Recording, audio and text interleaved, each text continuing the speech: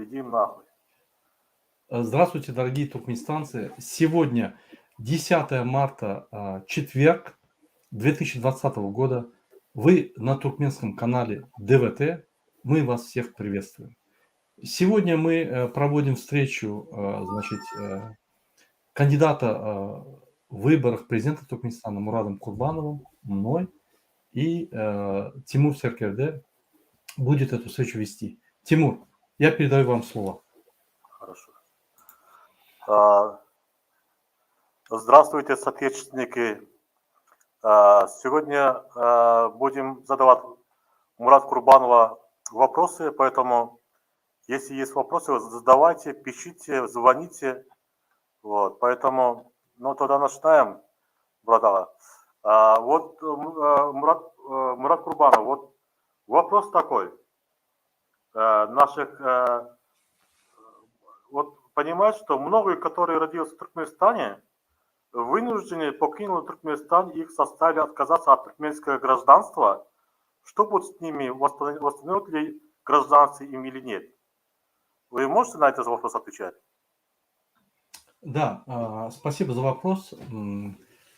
Когда мы сделаем демократическую перемену власти, то есть когда мы уберем это незаконное правительство диктаторов, и когда мы начнем строить наше демократическое государство, естественно, в первую очередь, все заявления от граждан, которые будут просить восстановить им туркменское гражданство, если они родились в Туркменистане автоматически, если их вынуждены были заставить отказаться от туркменского гражданства, обязательно будет создана комиссия, им достаточно написать заявление, если это подтверждается, то есть если это в период, когда вот это вот делалось, да, не раньше 92 года, то, естественно, это все восстановится, и вы будете гражданами Туркменистана. Мы должны возвратиться в Конституцию 92 года, когда первый раз Туркменистан, как туркменское новообразованное государство Туркменистан, приняло первую свою конституцию 92 года. Все сотрудники Верховного Совета ТСР, которые работали над этой конституцией, очень хорошие специалисты, подготовили конституцию, которая соответствует Всеобщей декларации прав человека, Международному пакту о правах граждан и политических прав, к этим международным документам, плюс к подписанным международным документам Туркменистаном, они с учетом этих всех норм сделали Конституцию 92 года. Там нету о том, что запретить двойное гражданство. Там нету о том, что ты должен 15 лет проживать в Туркменистане, чтобы выбираться куда-то. Эти все новшества, эти все специальные искусственные преграды эти диктаторы, два диктатора ввели для того, чтобы они были единственными, кто могли избираться и участвовать в выборах. Поэтому, уважаемые туркменистанцы, как придет временное правительство, мы обратимся к Конституции 92 года. Потому что вся Конституция 92 года с этого момента 9 раз она разрывалась, клеилась, уменьшалась, дополнялась незаконными статьями. И сегодня мы имеем такую конституцию, по которой демократическое общество развиваться не может, по которой ни одно демократическое общество функционировать не может. Мы обязательно должны стать диктаторами. Мы обязательно построить должны диктаторскую систему, потому что эта конституция для диктаторской системы. Поэтому нам надо возвратиться в Конституцию 92 года, где разрешается двойное, тройное, десятимерное гражданство без проблем. Вы не обязаны лишаться какого-то другого гражданства, чтобы восстановить туркменское гражданство. Спасибо. Вопрос такой, Мурад Курбанов. Ликвидация безграмотности в Туркменистане и профориентация по этому вопросу задает. Я не понял, я читал вопрос. Ликвидация безграмотности и профориентация. Ликвидация безграмотности. Смотрите, основная цель диктатуры была в том, чтобы сделать безграмотность населения. Для чего? Управлять, обманывать, воровать народные богатства. Значит, богатства, которые, природные богатства, очень легко. Когда народ тупой, когда народ ограниченный, когда народ можно изолировать информационно, изолировать физически их движение, закрыть между вилаятами дороги, между этрапами, закрыть границы Туркменистана, чтобы он ничего не знал с внешнего мира. И ему, значит, вести политику, ему объяснять, что вот Туркменистан свободное государство, над нами небо свободное, то есть войны нету, у нас мирное небо, это заслуга вот этого диктатора, вы должны ему руки, ноги, еще другие места целовать. Это одно. Это специально делается, чтобы создать такое население. Мы должны создать общество гражданское. Мы должны дать знания, мы должны сделать эти знания непрекращаемыми, то есть с профориентацией, с профпереподготовкой, то есть они должны быть неиссякаемые, потому что знания всегда изменяются, они всегда увеличиваются и уточняются. И то же самое мы должны сделать в Туркменистане, то есть реформы будут проходить во всех сферах деятельности Туркменистана, то есть в сфере образования мы должны наладить дневное обучение, вечернее, заочное, ускоренное обучение. Это человек в течение 5 лет, если должен был получить диплом, он получает в течение 2 года по усиленной системе, ускоренной системе. Он одновременно работает на каком-то государственном посту или где-то бизнесменом, ему дают ускоренные знания. Если у него второй диплом, ему не надо 5 лет учиться теперь, ему надо ускоренные знания получить, чтобы получить, переквалифицироваться в другую специальность или получить знания в другой специальности. У нас должны быть много дипломированных специалистов. Только так Туркменистан может вырасти. По нашим подсчетам, вот по нашей программе экономического развития и политического развития, социально-экономического развития и политического развития, в первый год-полторы нам не будут хватать рабочие руки. Мы обязаны будем снаружи привести эти рабочие руки. Почему? Потому что экспорт мы хотим увеличить в первый год уже в 2-3 раза. Это значит производительность, это значит заводы, фабрики, сельскохозяйство. Сельскохозяйство будет приносить 60% общего дохода экспортного. То есть, если сегодня 60% приносит, 5 миллиардов приносит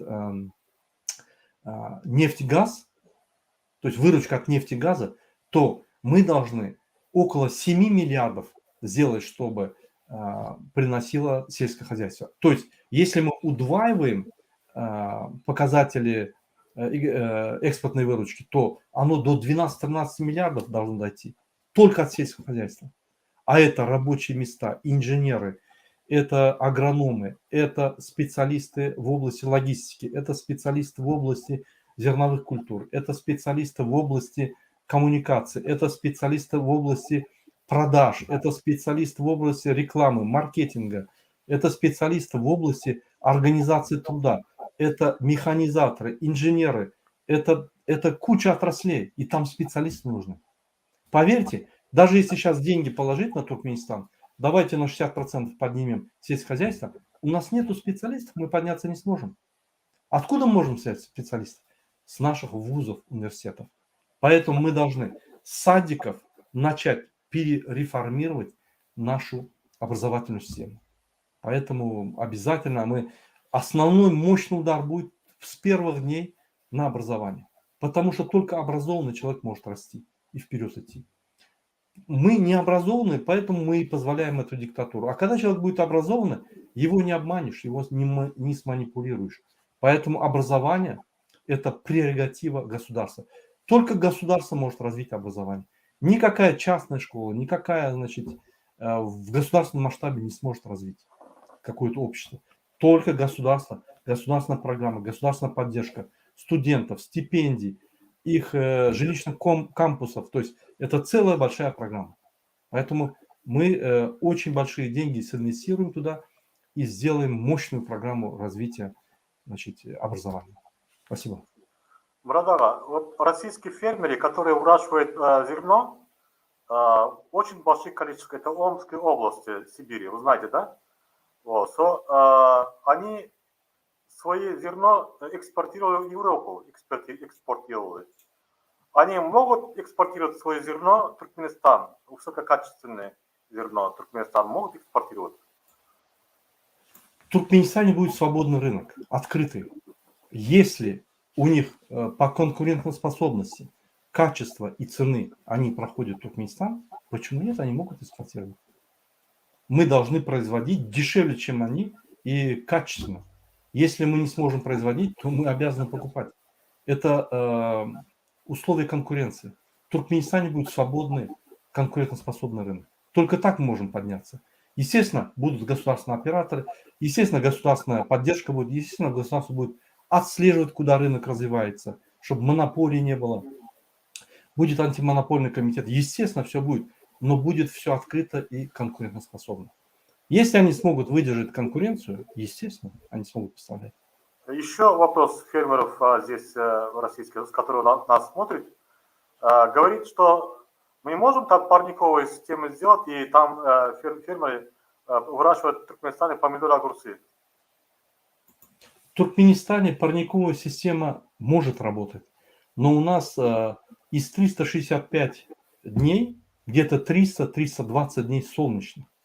То есть она должна быть такая гибридная система. Это специалисты должны прийти, изучить все и отстроить технологию выращивания. То есть какой период, как надо, какие парники надо делать, это специалисты должны дать.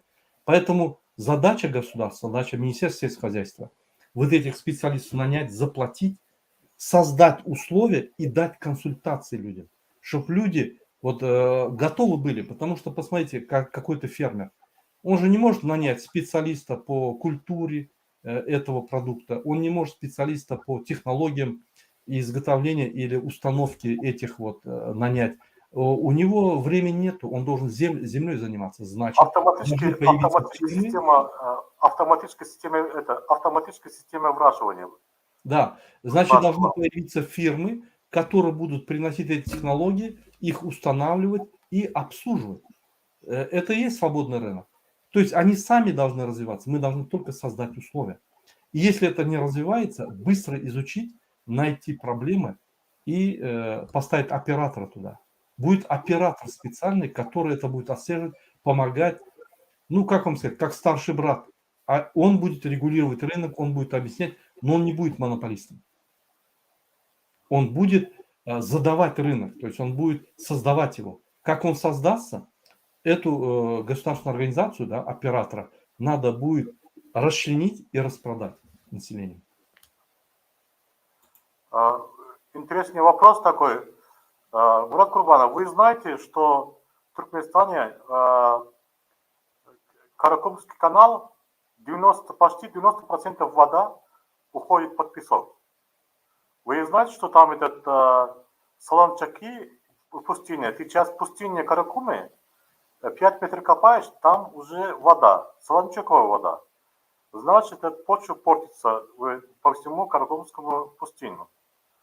Поэтому, что вы думаете делать с Каракумским каналом в будущем, если вы будете президентом? Спасибо. Первое. Водная проблема – это мощная проблема в Туркменистане. Она всегда была, эта проблема. Каракумский канал, всегда через пески вода уходила и раньше. Это не сегодня. Просто объем воды, который поступает в Каракумский канал, он настолько уменьшился, что отток воды больше, чем приток стал. Поэтому он уменьшается. Задача должна решаться комплексно. Решение этой задачи не только в Туркменистане. Как я уже говорил, я этой проблемой занимался. Она начинается в Киргизстане, в Таджикистане. В Таджикистане в горах есть много гидростанций. Раньше вот эти страны, Узбекистан, Таджикистан, Туркменистан, Киргизстан и Казахстан, они имели одну единую систему, энергосистему и водную систему. По этой системе раньше Казахстан, Узбекистан покупали воду, то есть в виде электроэнергии, которая спускалась через гидростанции. Они покупали электроэнергию дешевую и воду покупали. То есть они платили за электроэнергию. Это им определялись кубометры воды, которые они имеют право забирать с общего потока. Вот это регулировалось четко. Вода всем хватало. Так как Советский Союз сломался, то есть исчез, это все разрушилось. Теперь отток воды делает кто сколько может. Вот в этом русле, который идет с гор, да, таджикских гор. Из киргизских гор вода потребляется безлимитно и без этих вот норм. Поэтому мы должны провести собрание. Это дипломаты должны работать вместе с Министерством водного хозяйства в Таджикистане, провести собрание, проехаться по этим гидростанциям, по этим гидрозалежам и определить стратегию, политику для всех государств. А именно, Узбекистан сколько кубометров должен забирать с общего потока, общий объем воды, который сливается, его посчитать, каждый сколько забирает, Туркменистан сколько забирает, Казахстан сколько забирает, киргизской и таджикской воды, это все посчитывается и находится формула взаиморасчетов. Только так. Тогда мы приток воды увеличим в несколько раз. Теперь остается, как использовать эту воду. Это уже задача Министерства водного хозяйства. То есть, это значит, надо прокопать эти зекеши, арыки, каналы, водохранилища подготовить. Надо работать над тем, чтобы эти воды просто так не уходили. Они должны уходить. И нельзя бетонные залежи делать. Они должны уходить. Но объем притока и объем оттока должен быть целесообразным, чтобы это можно было эксплуатировать и функционировать. Поэтому эта проблема решаемая. Ее надо до конца изучить. Это должно выстраивать Министерство внешних связей и Министерство водного хозяйства. Государство должно напрямую этот вопрос регулировать. Это решаемая проблема, она несложная. Еще раз про экологию вопрос, что там про Ташавской области, что там про Ташавской области, что люди болеют, растения погибают, ничего не растет. Вот. Как этот вопрос решите? Экология в Туркменистане в ужасном состоянии. Никто не смотрит на экологию. Это не под силу санэпидемстанции, это не под силу Министерства здравоохранения, это под силу Министерства экологии. То есть министерство создается, когда есть проблема, которая не решается, создается или комитет, или министерство. То есть надо Министерство экологии пригнать, то есть поставить специалистов, которые компетентно решают эти проблемы. Они должны сделать диагностику Туркменистана, экологическую диагностику. В каком вилаяте, какие проблемы. Если они не могут понять это, они должны специалистов привести со всего мира. Но найти эти проблемы и разработать маленькие или большие программы по решению этой задачи. Государство должно выделить деньги. Это решается так. Это не решается там, убрали солончаки или воду больше сделали. Нет, так не решается задача. Решается комплексно и глубоко. И это все контролируется.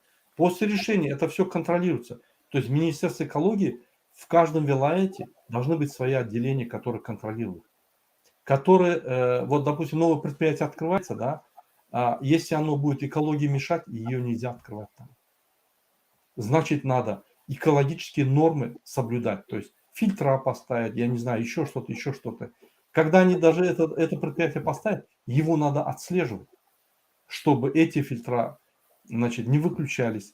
Вот даже возьмите, в Германии есть завод Mercedes. Вот на этом заводе у меня один специалист, ученик работает. Он говорит, ночью мы выключаем фильтра. Руководство нам как бы заставляет, да, и идет засорение воздуха. Нас как бы обнаружила экологическая комиссия, оштрафовала сильно.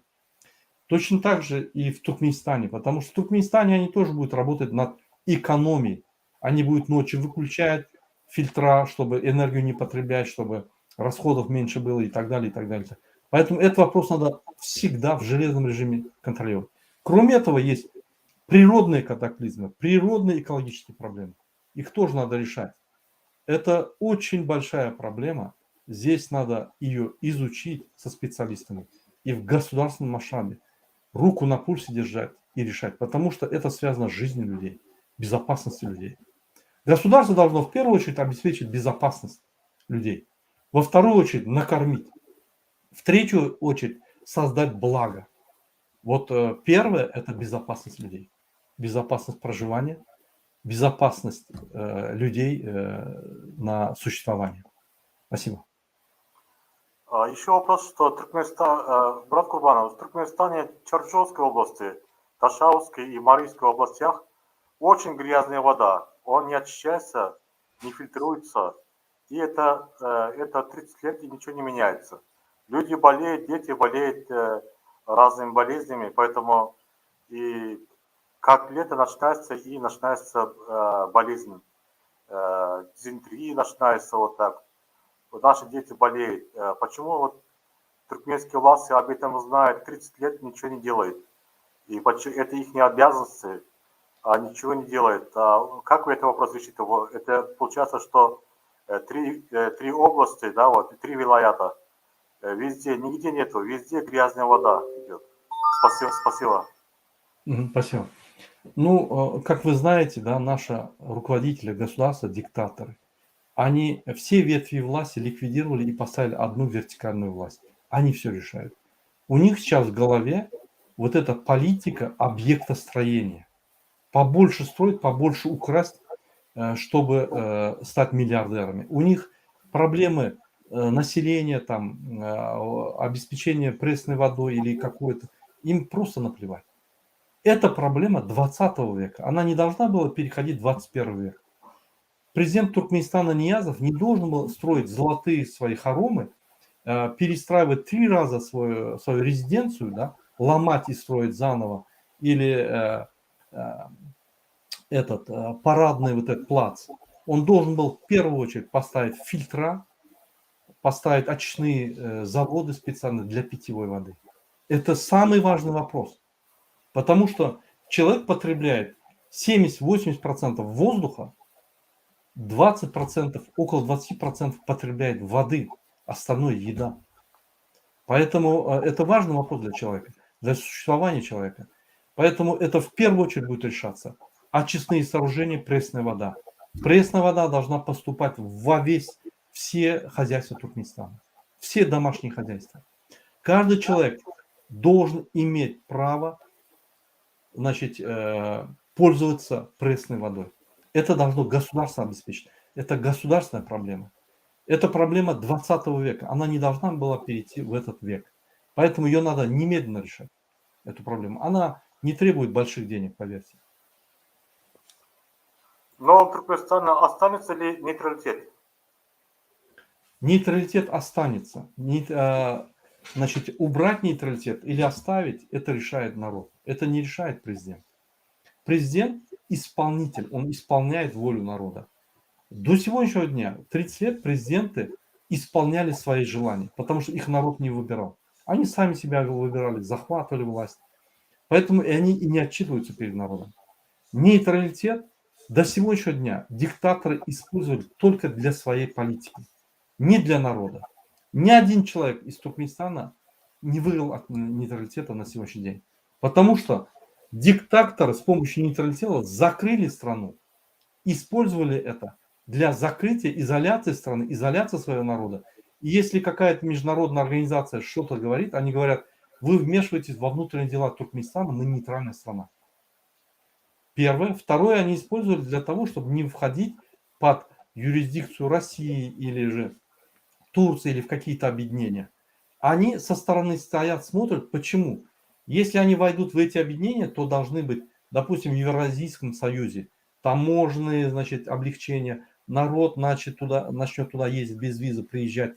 То есть это значит убрать изоляцию народа Туркменистана, а это им невыгодно. Потому что когда народ слепой, с ним можно что хочешь сделать. Можно не то, что сына Бердымухамедова поставить президентом, можно президентом поставить лошадь президента, Рувач. Рувач будет теперь президент. Если он скажет, все поднимут руки, даже в парламенте выскочат несколько безответственных стариков, которые будут хвалить этого Рувача, лошадь, и скажут, что он умнее человека. Поверьте. То есть вот этот маразм должен прекратиться. Поэтому здравый ум, здравые мысли, свободная жизнь, свобода должна вернуться в Туркменистан. Вопрос такой. В Новом Туркменистане будет ли нейтрализован проект ТАПИ?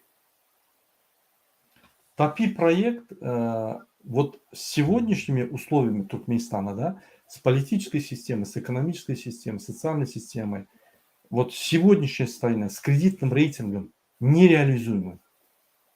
Два диктатора пытались нажимать, искать спонсоров, искать страны, которые поддерживают, не получится. Почему? В Туркменистане нету кредитного рейтинга, свободы нету. Туркменистан неправильно выстраивает свои дипломатические отношения, неправильно строит региональную политику. Поэтому не пройдет этот вариант, не пройдет. Его надо по-другому строить. На сегодняшний день, если демократия не придет в Туркменистан, ТАПИ нереализуем. То, что провели там столбы электроэнергии и так далее, и ее продают за наркотики или за какие-то левые схемы, это не приведет к результату. ТАПИ должно работать как китайская схема. То есть даже китайская схема не работает правильно. Туда идет реальный газ, оттуда приходит, я скажу, вот $221 мы продаем наш газ, 1000 кубометров. Сейчас он стоит больше 3000.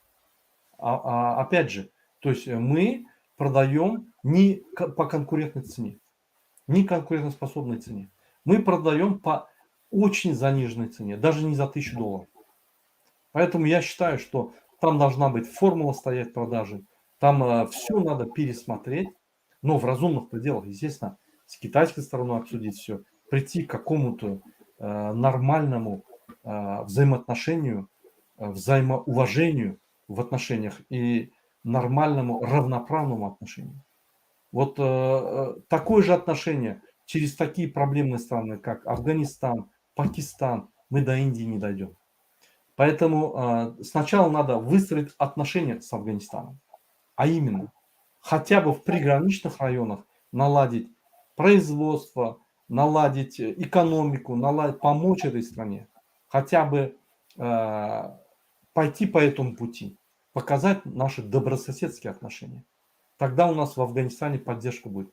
На сегодняшний день вся поддержка приглашают 20 талибов, с ними сидят, разговаривают, чай пьют, им деньги в карман дают, они договорились.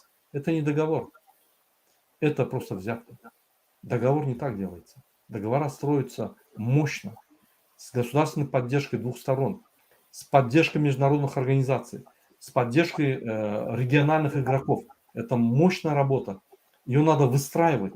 Ее не получится вот выстраивать, как они выстраивали. У них все по-черному.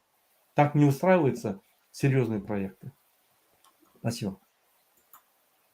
Вопрос, какие выходы из кризиса сегодняшнем убитом в этом сейчас экономически состояние Туркменистана нулевом состоянии и очень большие кредиты к Китаю. Как с этого можно выходить? Выход с этой ситуации?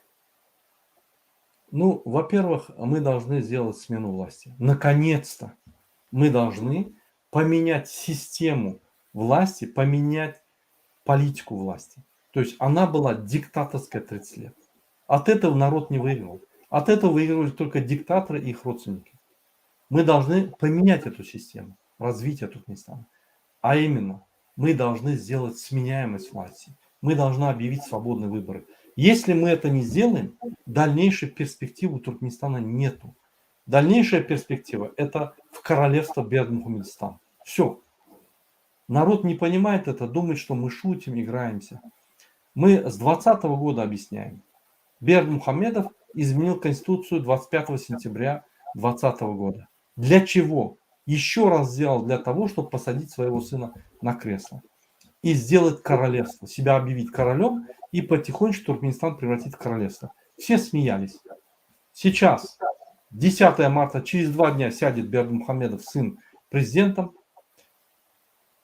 Бывший президент, нынешний временный президент никуда не ушел. Его система, политика продолжается. Приходит сын на усиление этой системы. Они еще сильнее будут зажимать народ и сильнее пойдут к своим целям. Все, ничего не поменялось. Поэтому, если мы хотим чего-то добиться, если мы хотим поднять Туркменистан, мы должны начать с политики. А что это значит? Это значит смена власти, смена курса, смена политики. Как мы это сделаем? Сразу же пойдет смена экономики. Во всех направлениях экономики. Потому что ни одна экономика не может действовать, если внутри нету системы конкурентоспособности, принятия решений самостоятельно, самостоятельное выполнение планов, отчеты перед народом, отчетность и так далее, и так далее. Все системы должны работать.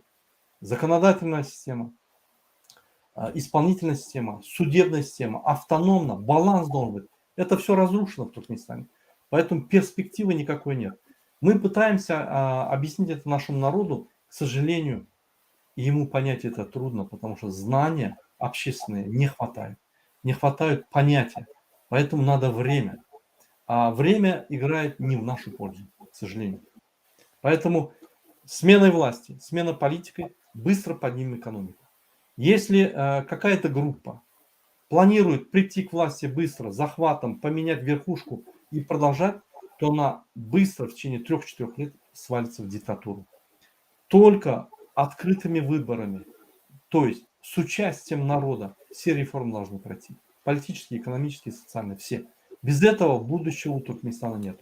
Без этого мы будем третьими странами, которые выживают еле-еле. С такими природными богатствами выживать или быть в таком состоянии народу, это просто стыд. Спасибо. Вопрос такой, Влад Курбанов, Харве Сиркальдезл спрашивает. Военные реформы будут при новом Туркменистане? Спасибо. Реформы, спасибо за вопрос. Реформы везде будут, во всех отраслях. Военная, правоохранительная, судебная. Реформы будут во всех отраслях экономики.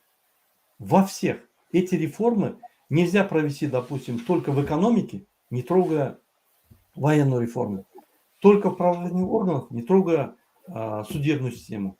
Только судебную правоохранительных органов, если реформу делать, они делают реформы в сельском хозяйстве или реформы законодательные в уголовном кодексе, то все равно система не заработает. Она начнет двигаться и на какой-то момент заблокируется. Поэтому реформы должны равномерно идти. Вот представьте себе, человек развивается. Если его физически развить, морально он будет отставать, развиваться, духовно отставать, развиваться. Что из него получится? Физически здоровый человек без морали, без духовности. Если этого физического человека развивать физически, морально, а духовно сделать отсталым, что с ним получится? Морально устойчивый, бездуховный человек. Все равно на каком-то этапе что-то с ним произойдет. Если его развивать духовно, морально, но не физически, что с этим произойдет человек? Человек будет морально, духовно силен, но физически слаб, и он не сможет развиваться дальше. Это все взаимосвязано. Поэтому мы не можем развивать все отрасли, не развивать военную армию. Надо везде развивать, и оно равномерно должно развиваться. И тогда общая система развивается. Каждая система развивается в общей системе, в общей программе. Тогда идет развитие. Поэтому реформ будет и в военной доктрине, и Министерство военного ведомства. Везде будут реформы. Первый год, самый победный, мы набираем темп, будут настолько реформ, настолько людей будет не хватать, которые должны быть хорошие управленцы, грамотные специалисты, грамотные люди, нам не будут хватать. Они и сегодня не хватает в Туркменистане. А когда мы сегодня без реформ, которые на старых организационных системах Туркменистана уже сегодня не хватает. А теперь представьте, там всего одна вертикаль развивается. А если мы ее расширим и по всем направлениям развития дадим, не в 10 раз, в 100 раз не будет хватать специалистов. И вот этих специалистов мы должны создать. За границу приедут 20%. Остальные мы должны внутри создать. Значит, мы должны на образование, в образование и в военной отрасли, и во всех отраслях резко поднять, резко дать людям. Спасибо. Еще один вопрос задает военный. Мурат Курбанов, вы знаете, что мы делаем анализы по военным вопросам в Туркменистане. Вот у нас проблема с афганской-туркменской границей, там 740 километров у нас граница Афганистан-Туркменистаном. Вы знаете, что 30 лет там, может быть, там сотни наших молодых людей погибли, ни за что погибли. И об этом в Туркменистане ничего не говорят, и СМИ ничего не входит. Но мы знаем, там постоянно люди погибают. И там режим тратит миллионы долларов, тратит, чтобы держать эти границы. Как можно, что там этот границы, чтобы как на замке, как вы думаете, как можно сделать, усилить и автоматизировать этот именно вот этот участок афганской туркменской границы? Спасибо. Спасибо за вопрос. Я не специалист по военным делам, но я вам скажу. Смотрите, везде есть технологии и везде есть развитие в этой отрасли. Допустим, посмотрите, как охраняются границы Европы. Посмотрите, как охраняются границы Америки. Почему я всегда обращаюсь к Америке и к Европе? Не потому, что вот их метод жизни вот нам нравится. Нет, у них высокие технологии. У них самые совершенные системы. Нам надо там учиться. Представьте себе, вот в одном зале есть чемпион мира. И это находится, допустим, в Марыцком вилаяте, в Мургабском Этрапе. Этот клуб спортивный, боксерский. Там тренируется чемпион мира. И вы пришли как бы заниматься боксом. И вы хотите выиграть этрапские, значит, вот эти вот соревнования. Вы же будете чемпион мира смотреть, учиться? Или вы будете его не признавать, самостоятельно готовиться, типа его нету? Естественно, вы будете смотреть на передвижение, на его технику уходов, на его технику постановки удара, на его технику движения в комплексе, на его стратегию. Вы будете изучать. Вы от него не отстанете. Точно так же. И граница, и военная доктрина, и новые совершенные средства обороны у Америки и Европы, они мощные. Почему нам оттуда не брать? Почему мы не должны пригласить специалистов и не сделать экспертизу и автоматизировать наши границы, автоматизировать управление нашей границей? Почему? Мы должны именно сделать. Мы показать должны, что мы развиваемся во всех отраслях. И мы это сделаем. И это не стоит очень дорого, поверьте. Это не стоит сумасшедших денег. Нет. Для этого надо иметь мозги, специалистов. Вот это самое трудное. А там денег много не надо. Очень много денег растрачивается Туркменистаном на закупку ненужной техники. Когда выступает господин Курбанов из Франции, они бегут во Францию, покупают оружие или самолеты. Когда выступают в Америке, они бегут в Америке, покупают что-то. И говорят, мы же с вами работаем. Вы не можете успокоить Курбанова. Они не понимают, как работает весь мир, как цивилизованный мир работает. Что Курбанов независим от правительства Франции. Правительство Франции не может мне ничего сказать. Я не нарушаю закон. Они не понимают это. Они думают, что если я во Франции живу, значит я собственность Франции. Нет. У них вот понятия вот такие. Потому что они ни один день в свободном мире, в демократическом мире не жили. Они в демократии не жили. Они не знают, что такое демократия. Поэтому автоматизация обязательно будет. Новые технологии будут в военной доктрине. Обязательно. Спасибо вам большое, огромное. Вы уже ответили. Автоматическая система защиты границы. Это сейчас самая современная система защиты границы. Мы тоже знаем, что там не очень большие деньги, зато люди будут живые, здоровые и не будут жертвы, не будут границы. А то сейчас вы понимаете, что там происходит стычка с этими афганцами, и которые наркотики торгуют, и все. Вот поэтому Туркмения, что им отдает деньги, и только держится деньгами. Если они деньги прекращают платить и не прекращают отправлять гуманитарную помощь в Афганистан, и опять начинается терроризм. Там начинают наших убивать, и нападения, и так далее, и так далее. Только начинается гуманитарная помощь, опять прекращается. Понимаете? Это доилка, 30-летняя доилка. Спасибо вам большое. Следующий вопрос. Какими государствами будете больше сотрудничать при новом Туркменистане? Мы должны сотрудничать со всеми государствами. Мы не можем выбирать, с Узбекистаном будем, с Афганистаном не будем. Мы со всеми. Мы хотим, не хотим, они пересекают наши границы. Они сотрудничают, как бы соприкасаются к нашим границам. Мы обязаны сотрудничать, мы обязаны выстраивать отношения. с Россией, с Казахстаном, с Киргизстаном, Таджикистаном, Узбекистаном, Афганистаном, Ираном, Турцией, Азербайджаном.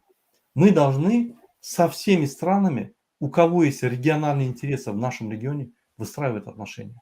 Мы должны выстраивать отношения с мощными странами, которые на международной площадке имеют вес. Для чего? Завтра мы какие-то вопросы будем обсуждать, или у нас будут проблемы с какой-то страной, эти на международной площадке мощные страны могут поддержку оказать. Это называется выстраивание правильных отношений. Мы должны выстраивать не для того, чтобы поддержку оказать, мы должны показать, что мы достойная страна, наше мнение свободное, и мы свое мнение основываемся всегда на правду и на справедливость. Это мы, когда покажем, нас все будут защищать нормальные, цивилизованные, свободные страны. А те страны, которые занимаются махинацией, которые свою империю строят, они, естественно, всегда будут свою стратегию делать. И чтобы защититься от этих вот стратегий мощных, имперских, нам нужна поддержка свободного мира, который нас поддерживает. Смотрите на Украину. Весь мир поддерживает. Россию они обанкротили буквально за 1 неделю, за 15 дней. То есть это реакция свободного мира на это. Точно так же мы должны обезопасить себя так. Поэтому выстраивать отношения будем со всеми странами, особенно с соседними странами. Мы должны с ними жить дружно, мирно, взаимоуважать и на доверительных отношениях. Сегодня Туркменистан во внешней политике слова не имеет. Его слово не котируется. Он обманул по 5 раз все соседние страны. Его всерьез не воспринимают. Над ним смеются. Вот это есть позор для туркменского народа. Когда говорят, что мы позорим Туркменистан. Нет, мы не позорим. Мы стараемся найти ошибки и дать решение. Позорит Туркменистан диктатор. Он опозорил всех. Он обманул Россию раз 5, Турцию раз 5, Иран раз 5, Узбекистан раз 5, Казахстан. Всех обманывает. Играет в какие-то игры непонятные. Почему? Он сам непрозрачный. Он сам неустойчивый. У него нет устойчивой, четкой позиции. Поэтому он балуется. Он не понимает, даже если ты маленькое государство, ты можешь выстроить так правильно отношения и спокойно существовать. Посмотрите на Израиль. Все вокруг него воюют против него. Он выстраивает свои отношения правильно. Много чего можно поучиться у них. Вот я имею в виду хорошего. Поэтому Туркменистан должен уметь себя отстаивать на международной площадке. Как и внутри. Спасибо большое. Еще вопрос, сразу 2 вопроса. Будут ли восстанавливаться научно-исследовательские институты и военная академия? Обязательно, обязательно. Это, вот смотрите, образование делается так. Садики, ясли дают начальное образование, потом школа берет это образование, заканчиваешь 10-летку или 11-12, неважно, потом идешь в высшее образование. Вот ты закончил высшее образование, дальше что? Дальше человек не должен останавливаться. Есть академии, есть научные степеня, есть переподготовка, есть переквалификация, есть много видов образования. Мы должны не только одну линию дать, и боковые, и еще дальше дать образование. На это надо очень сильно внимание определить. Научная степень, доктора, кандидаты наук, академики, все развивать. Военную доктрину, когда мы будем развивать, мы же не можем специалистов военных взять вот так вот. Вот он закончил институт, специалист, все. А дальше что? Он получил практические знания, а дальше что? Если теоретические знания на переподготовке в академии не будут развиваться, ну он будет практик, но он как бы лимитирован. Нам надо его и ментально, и физически, и по всем направлениям развивать. Как я пример привел, вы развиваете человека физически, да, восточных наборцев. Вот у него, он знает все, как побить, убить там и так далее.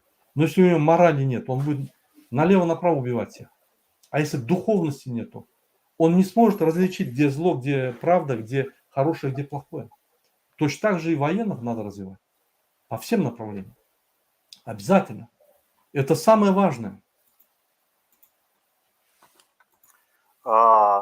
Вопрос такой, это военная академия, это Туркменистан академии никогда не было?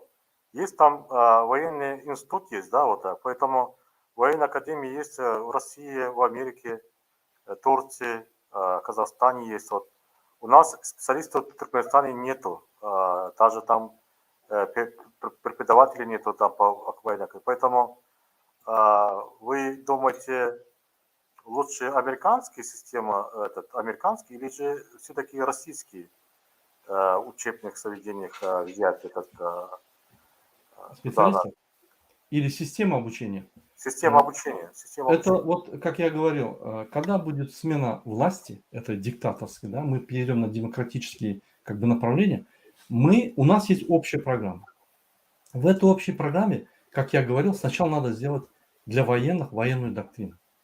Она делается детально.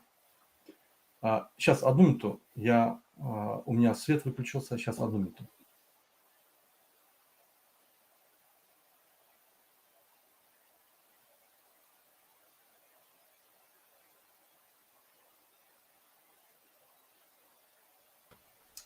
Прошу прощения, техническая проблема была.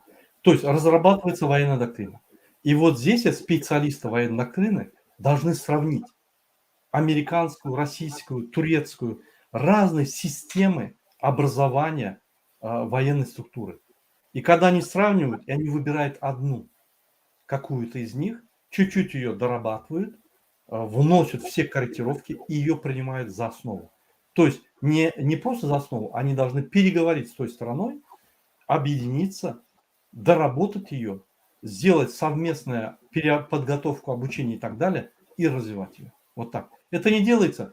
Зенитную ракетную установку купили во Франции, С-300 купили в России, танки купили в Польше, это купили оттуда. То есть у тебя разнобор всяких военных вещей, разнобор систем, которые между собой не сотрудничают.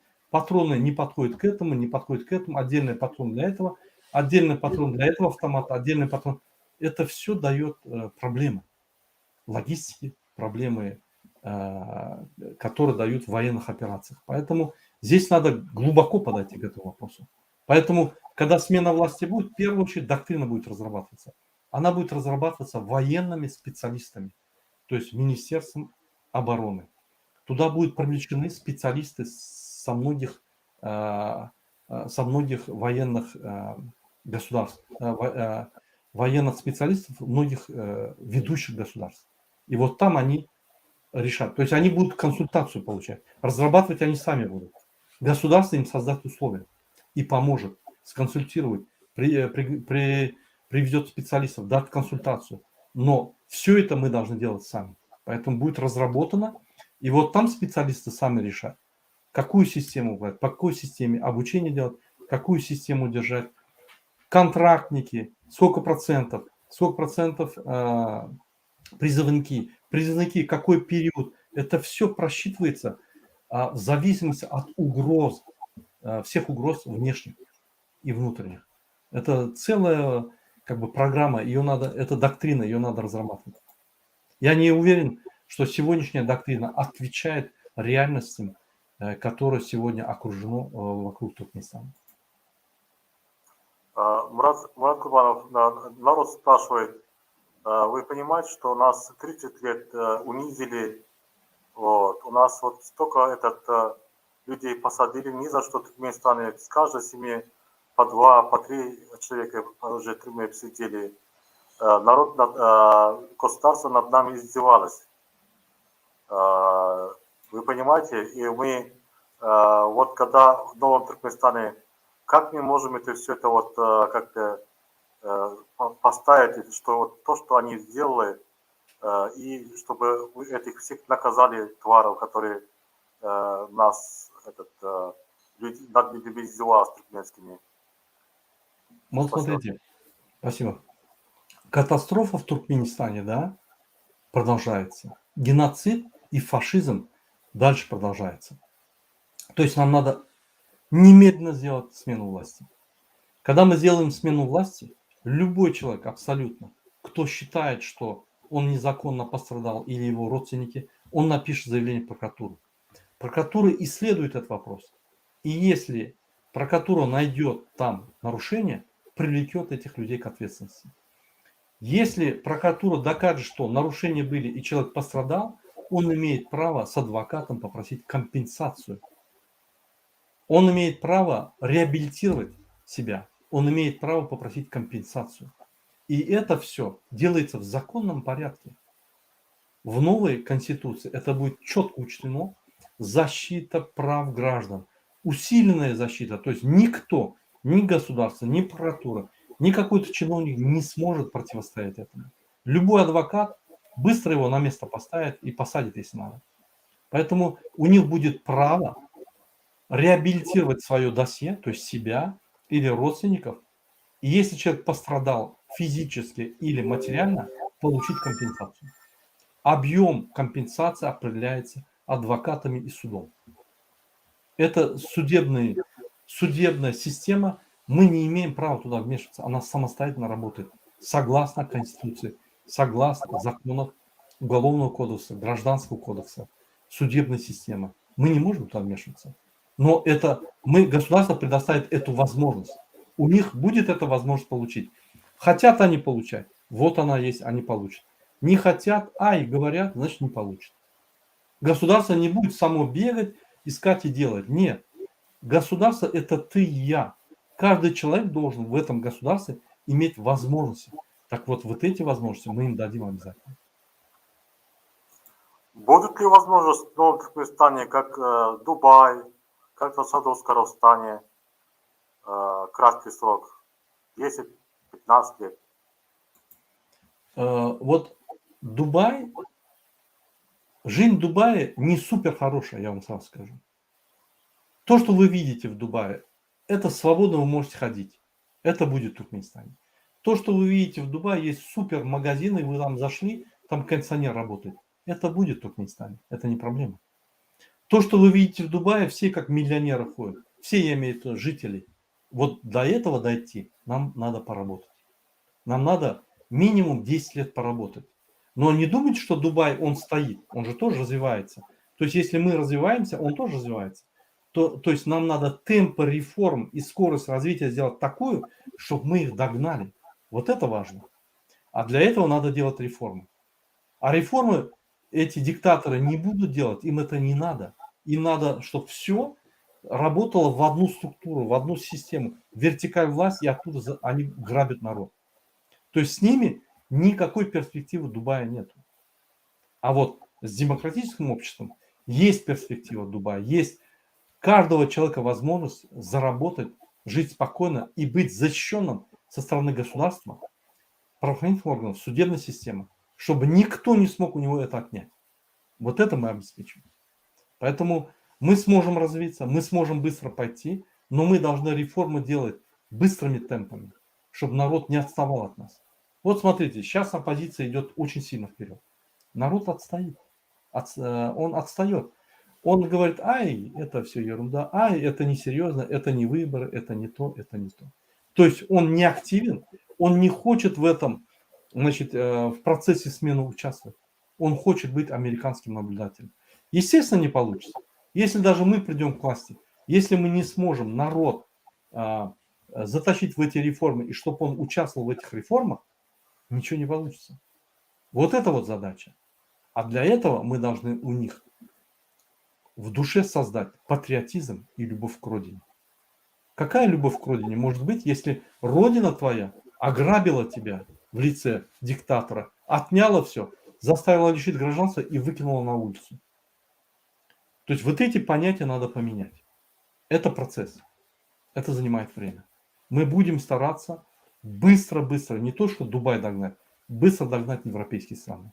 По нашим расчетам, за 10-15 лет мы догоним Европу. Если мы не будем менять курс. Если президент придет и максимум продержится 2 периода, лучше, чтобы каждые 5 лет менялся. Вот тогда будет. Надо всегда смена власти держать. Вот тогда будет развитие. В Новом Туркменистане возможна смена столицы Туркменистана? Ашхабад находится в сейсмически очень опасной зоне находится. И как вы думаете, возможно ли в Новом Туркменистане новую столицу Туркменистана? Спасибо. Вот менять столицу Туркменистана – это вопрос очень сложный. Физически его сделать несложно, сложный в понимании. Поэтому я думаю, надо референдум провести на этот вопрос. Это не должно принимать парламент, потому что это очень важный вопрос. Я за то, чтобы сделать вторую столицу.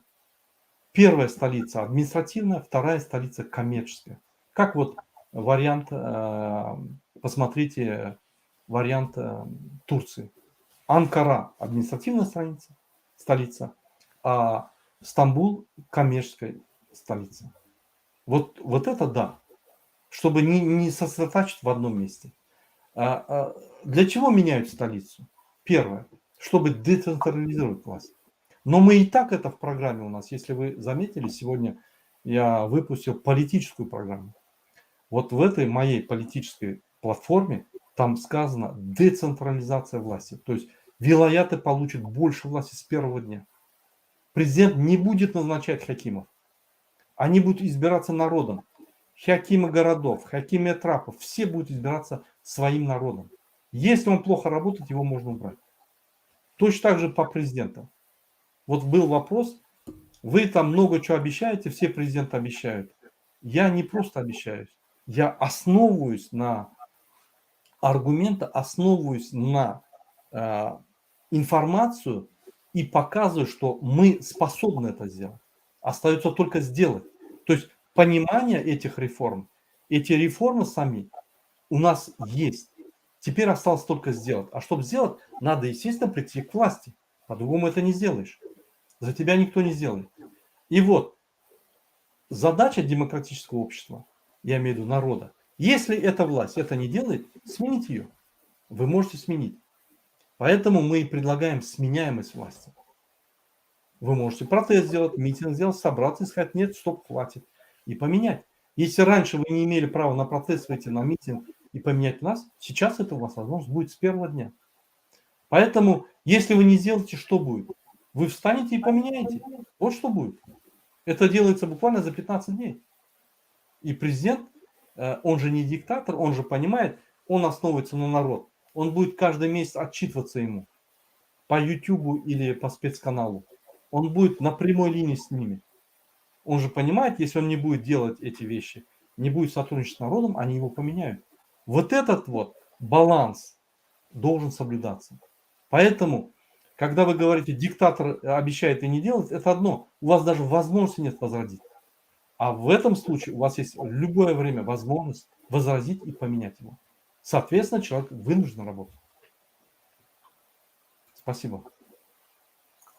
Мурат Курбанов, время у нас прошло уже, почти час. Давайте сегодня... У меня есть предложение вот в этом эфире. Многие комментарии пишут и говорят, вы не читаете. Тимур подготовил вам вопросы, дал 5 дней назад. Вы изучили все, и вы отвечаете на подготовленные вопросы. Это не пресс-конференция, это не опрос, это не разговор, это просто запланированная там схема и так далее. Вы знаете, что это не так, поэтому давайте вот по этим вопросам пробежимся, ответим, которые в эфире, и эти вопросы мы сами себе не задаем. Естественно, вот мы покажем, что мы открыты и прозрачны. Я это хотел сказать вам, Мурат Курбанов, потому что я тоже вижу, что здесь очень много, здесь тоже вопросов. И у нас... Давайте, вы зачитываете, вот пойдем, быстро пробежимся. Да, тогда у нас так, вот здесь уже идет Салам Мурат Курбанов, значит, здесь на туркменском языке Салам Мурат Курбанов, Ахюртовда президент болжақтар көп датыры сөз берген, өне президент боламдан соң сөзімді тұрмаяр деп сөйлеп айтты. Qatı qo'yforo, sağ olun Yakov. Hava köp devletlerde şeyle. Yöne köp devletlerde prezident söz vermeden onu ayrı yalar. Karşınoklar soğuk içinçe. Çık yalar ayrı yalar. Türkmenistan'da şu neçeli sizin mümkünçiliğiniz olmadı. Köçe çıkmanı ya da öz yankı ada sözlerini aytmanı, öz fikirlerini aytmanı. Yine demokratik devlette biz şol adatlıkları beriyat. Siz uyuşup isteyen vaxtınız hükümet çalışıp bilersiniz. Yol boşu olsun, parlamenti yankı pıtırıp bilersiniz. İsteyen yol boşu çalışıp bilersiniz. Onun için siz birleşip protesta çıkıyorsunuz. Ün kıyalı polisler, zombi polisler bolmalı. sizi kovlap sizi karşı görüşür yani. Ya o demokratik devlet. Biz konstitusiýany işledimizde şu ýerde birinji bilen siz birleşip çıkış etmek, partiyalar kurmak, parti bilen, parti islendik parti halkı öňe çykaryp bilýär. Gurulmaçylykly. Siz islendik wagt aýdyp bilýär prezident. Şonuň üçin prezident ine meniň prezident bolan ýagdaýymda her ay biz size jogap berçilikli ýa-ni daklatlar ederiz, raportlar. Näme edildi, näme edilmeli, nire barýar, nire haýsyny okutdy, näme galdy, näme çözüp bilemdik, näme biziň halkymyzdan kömek gerek. Hemme zatlar biz size görkezmeli, sizin anyk pikiriňiz, anyk ýa-ni görjüňiz bolar ýa. Şondan soň galýan bolsaňyz aýryň. Onda indikede şundan gowy prezident gelmeli. Ine şonuň üçin siz görürsüňiz, pikir etmeň, ine biz saýladyk, şoň bilen ýatyrys. Ýok. Biz näme jemgyýetçilik, halk jemgyýetini işleýär. Günne siyasata goşulyp, günne halkda bolýan zatlar, hökümetiň edýän zatlaryna baha berýär. Onu biz öňe bilýär. Biz ýene ýokarda özgeçler geçirip, aşagda halk bilen ýa-ni arany ýitirip, realystyny ýitirip ýaşamak islemdi. Ýene ol diktatorlyk getirýär. Haýsam bolsa bir grup häzir gelip ýokarda wedipeler paylaşyp, öz aralarynda gyrylşyp, oligarklar döredip, ýa-ni baýlar döredip gitse, şol hökman diktatorlyk getirýär. Bize ol gerekkä. Ol ýene Berdimuhammedowyň 30 ýyldan öň ýa-ni täze baş tematyny getirýär. Bize başga neme gerek? Başga döwlet guruşy, başga ugur gerek. Halkdan başlamaly aşagdan. Şoň üçin men halk bilen köp işleýän, halka ýüzlenýän, halkyň golagyny aljak bolýan, ýerti halk bilen etmeli şu wagtda. Şoň üçin siziň soraňyzda siz ne söz berýäňiz, ýerti etmeseňiz. Etmeseňiz aýrakyňyz boldy. Biz häzir parlament prezident ýa-ni döwletine geçýär. O ýerde häzirki ýaly prezidentiň esasy ýa-ni haklary goýulanok. Prezident bir bölük haklary bar. Oňdaşyna birinji ministr bar, oňdaşyna parlament bar. Üýüşip referendum edip bir wada prezident aýdyp bilýärler. Häzirki ýaly. Şoň üçin 92-nji ýylyň konstitusiýasyna geçmeli. O ýerde hakyky adat konstitusiýa. O ýerde islendik wagt prezident aýdyp bolýar, birinji ministr parlament ýa-ni pytradyp bolýar. Ine şu zatlaryň mümkinçiligi bolandan ine şol ýa-ni abratka diýilýär. Siz isleýän wagty hökümeti ýa-ni batyş etip bilýär. Indik soraga geçäýin.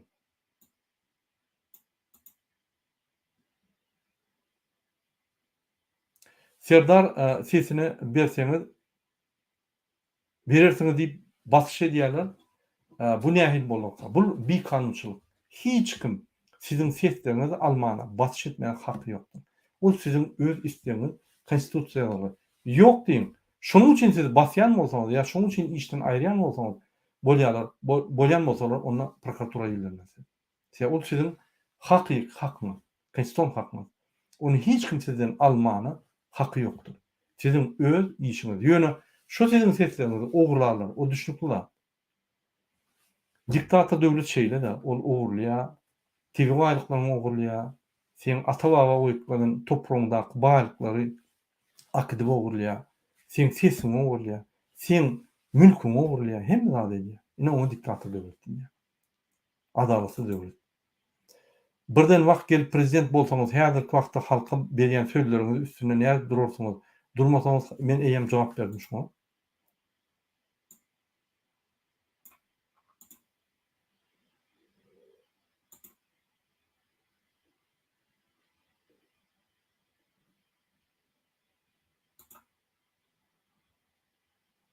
Timur Serkerde sen soru berme, kommentlerden jogap ber. Ine jogap berýär.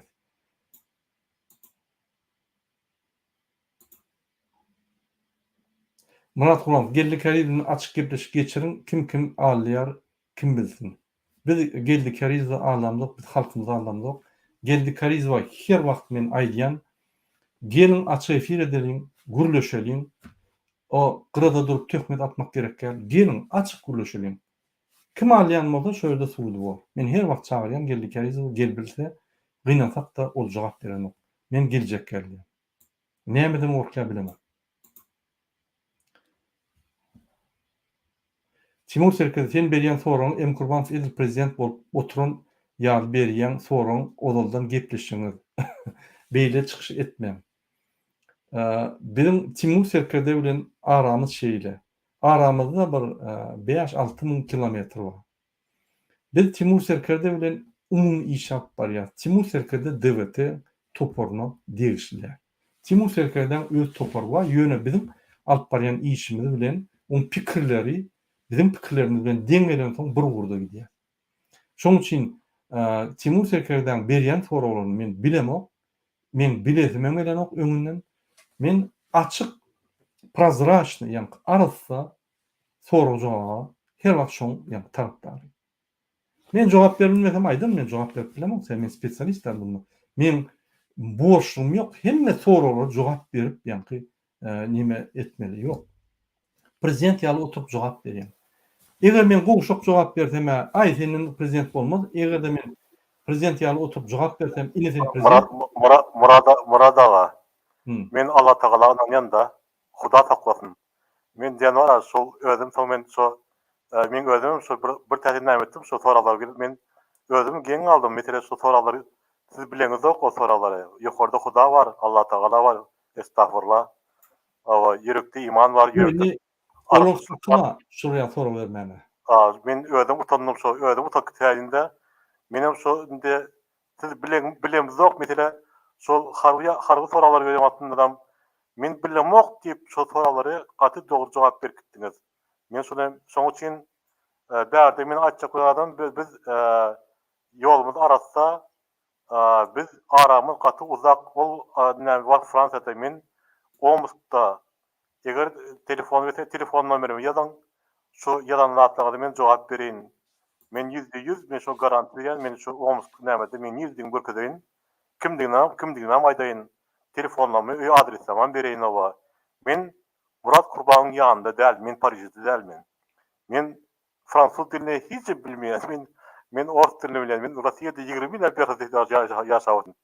Şoň üçin betetiň bile näçe köpediňiz we ondan darak bolan adam arasy hereket ýa görşüňiz ýa akylly bilimli geljegimiz diňe şo Murat Gurbanyň birlikde sag bolun. Tamam. Yine başka bir soru var. Общайтесь только срочно и в короткие сроки менять паспорта. Yeni bir daha diyalogdan çıkarmam. Siz düşünün o. Haçanla biz Türkmenistan konstitutsiyası işlep başlar diysek, hemme aşağına kanunlar işlep başlar. Pasportunuz sıra çalışanlar. Sonra olmaz pasportu çalışmak. Yine bizim pasportlarımızı yani sırağını uzatsanlar, beylik devleti kabul ederler. Neye hiç uzatacak? Çalışmalı onu. Vakti geldi mi çalışmalı. Uzatılan pasportu bilen siz hiç yere bak bilen yok. Oraya halkara şertler yok. Biz o halkara tiyade şertleri hemme devletler bilen çekip bilmez. Üstümüzden vururlar. Hemmelerin pasportları sırada birinci güne çalışıp başlarlar. Diplomatlar giyece onu işlerler. O hakta soru bolmalılar düğünden. Ya konvertasiya hakta soru bolmalılar. Konvertasiya giyece onu bolmalı. Birinci günden başlar. Birinci günden oňarylmaz, ýani onun içinde şol giyece onu bolaýar eder. Şonuň üçin bu zatlar elementarna iň bir öz-özünden bolmaly zatlar biz hökman eder. Biz häzir sizin bilen reformanyň iň güýçli taraplaryny boýunça ulaşýar. Şoň üçin pasportlar haçan çalışar? Ol awtomatik ýagdaýda çalışmıyor.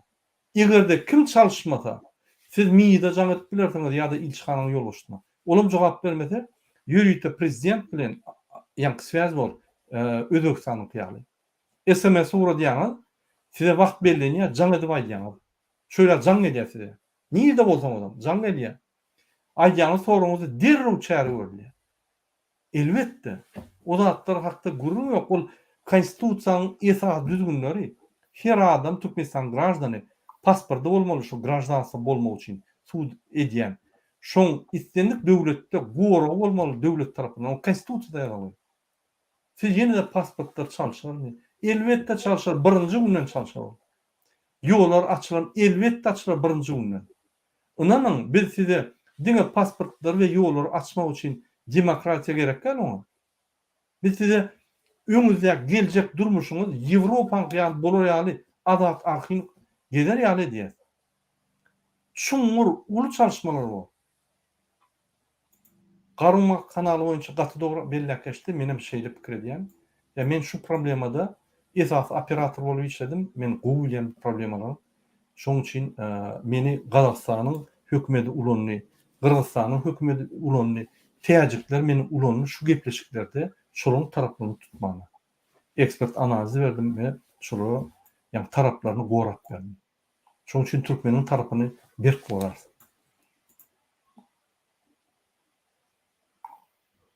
Pasportlara men jogap berdim. Менять не надо, так, ол жауап берилди. Так, олым добрый. Только надо договор, хороший президент. Договор на продление паспортов не делается ни с какими странами. Такого нету понятия продления паспортов. Есть замена паспортов. Продление паспортов может при военных действиях, где консульство или посольство не может коммуницировать со своим государством. Да, там может быть. А в Турции какие проблемы? Самолеты ходят. Заказал 10 тысяч паспортов, пришли, тут же поставил, все сделал. Надо там машину поставил специальную. Надо там камеру поставил возле машины, чтобы в онлайне Министерство безопасности видело, что там творится. Это решается все вопросы. Это техника. Вопрос принципиально. Мы должны смену власти сделать. Как мы сделаем, все автоматически на место встает.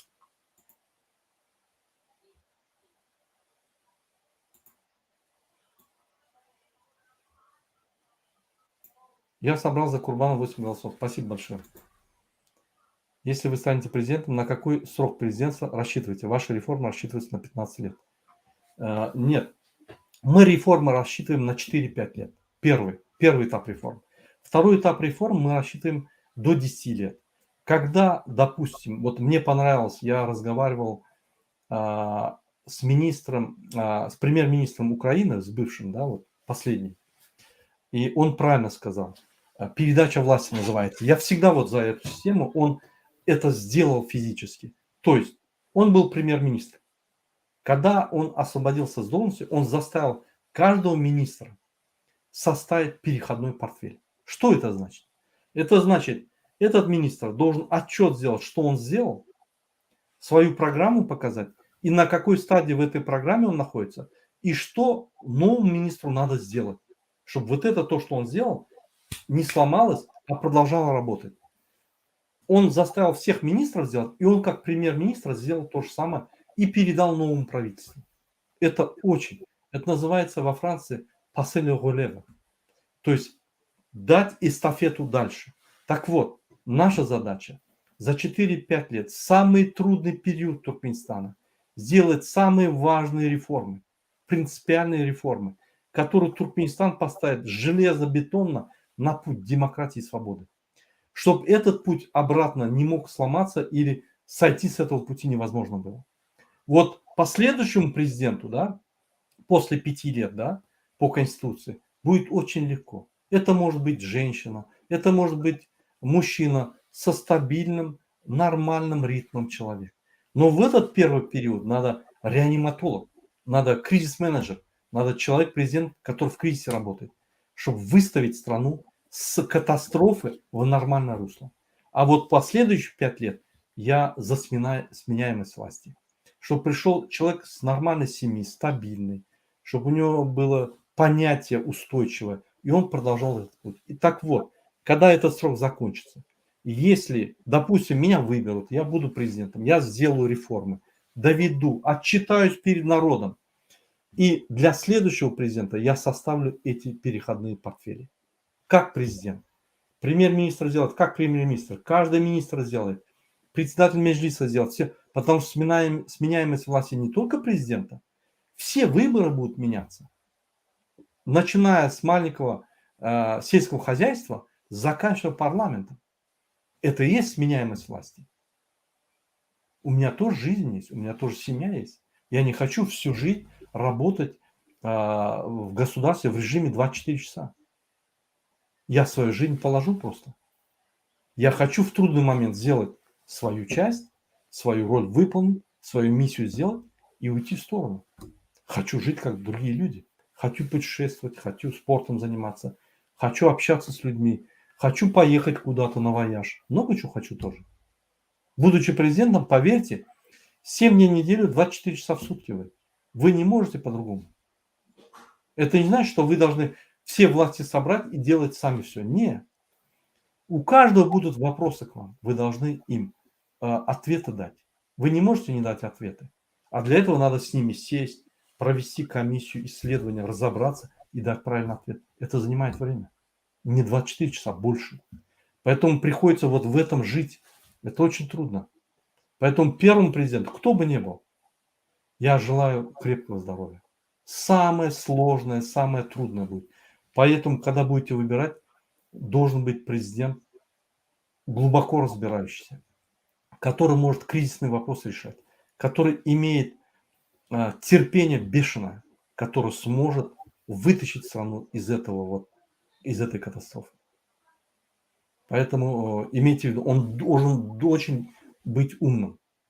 То, что кричит, там это делает, это все через полгода улетает, потому что криком ничего не возьмешь. Вот криком они довели вот до этого состояния. Надо умом брать сейчас. Во всем мире, не только в Туркменистане.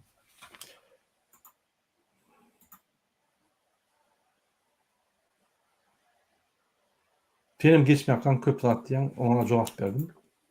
Sen ayıp deyipse göğüne kıra geçiriyorsun halkı. Kırman bize kim bolsa şu bolsun. Yöne şol açılsa bolya serdarım halkı qoğu sevdir eğer itlese.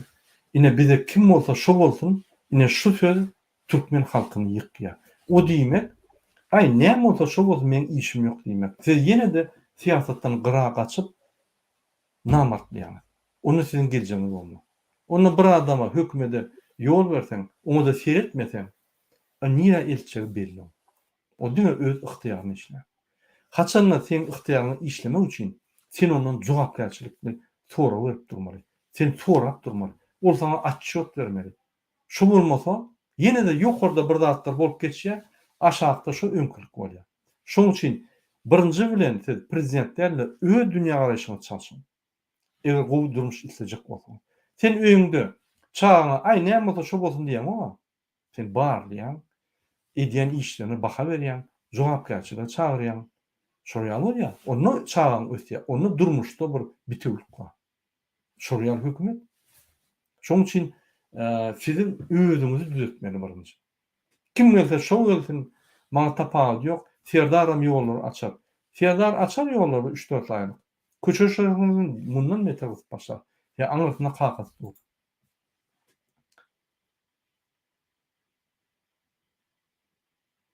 Sen näde prezident bolup bilýän, egerde seniň adyň saýlawa dalaşýar, arasyna baý bolmasa.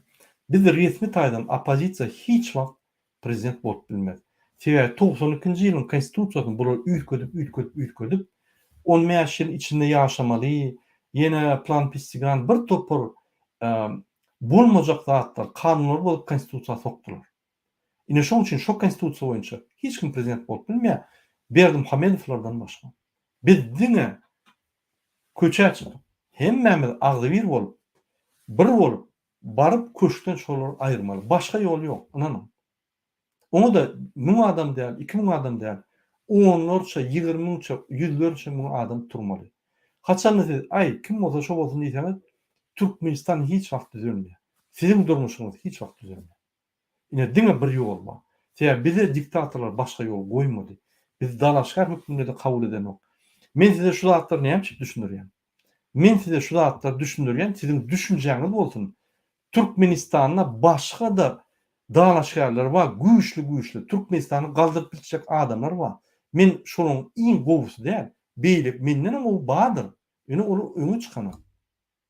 Ine şoň üçin diňe Berdimuhamedowlar diýip duranok durmuş.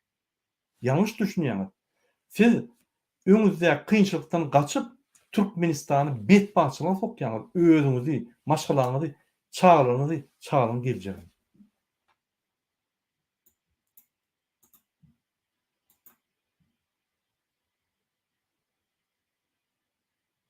Как вы можете прокомментировать выступление компромата Киризова против вас? Никак. Я его не смотрю и не увидел его никакие идеи, кроме ругательства и клеветы, к сожалению. Мы не знаем, кому верить. У вас есть глаза, уши. Вы должны начинать головой работать, кому верить. Кому верить? Кто не обманывает, кто говорит разумные вещи и кто делает что-то. Остальное это уже ваша как бы работа вашего мозга.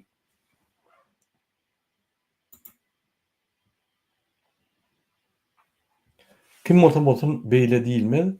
Bizi gerekdäl batır bar sen gidip şol bilen türmede oturay. Türmede oturarsam egerde biz şu sistemany aýyrmasak türmede otururuz. Men näçe diýen siýasat çalışmaly. Häzirki gurulan diktator siýasat çalışmasak, inanyň sen var, ol var, men barayyn, ýene de şu diktatorlyk bu. Biz düýünden hemme daha çalışmaly. Birinji bilen siýasat çalışmaly.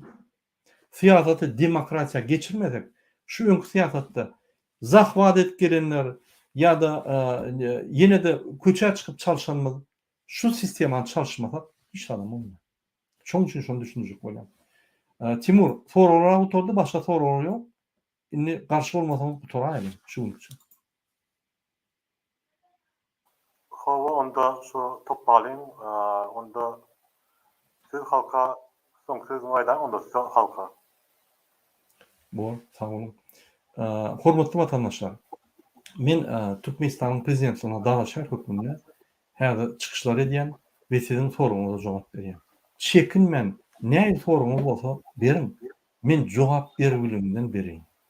Men hemme sorulara elbetde jogap berip biljekkäl, sebäbi ol mümkinler, hiç kim üçin. Ýöne gyzykly, gysgaly sorulara jogap beren we şol jogap berýänim geljekde de şol işleri ýerine ýetiren. Men birinji günden başlap diňe diktatora garşy görüşýän. Beýlik opozitsionerler bilen işim ýok. Beýleki dalaşýarlar bilen işim ýok. Olar maňa töhmet atsyn, atmasyn, olar agry öýrene gerek. Men ýolum bilen barýan. Häzir dalaşýar hökümde meni bir topar ýa-ni gurumlar saýlady. Men şonuň sözlerini ýykman, ine öz programmamy size düşünürýän we başarjak zadyny size aýdýan. Indi men şoňa ukyplar, men ömrümde köp işler edip gördüm. 30 ýaş ýyllar 9 san döwletde firmalar galdyryp sistemalar gurup gördüm. Hökümetler bilen işledim. Gazakstanyň hökümeti bilen, Täjikistanyň hökümeti bilen, Özbekistanyň hökümeti bilen, Türkmenistanyň hökümeti bilen işler. Bir topar hökümetleriň arasynda komissiýany, ekspert hökümine we esasy operator hökümine işläp gördüm. Ine şoň üçin ýa tejrübema halkyň ynamy bolsa, tejrübemi ulanan, jantalymy ortaga goýan, gize bilen işlär.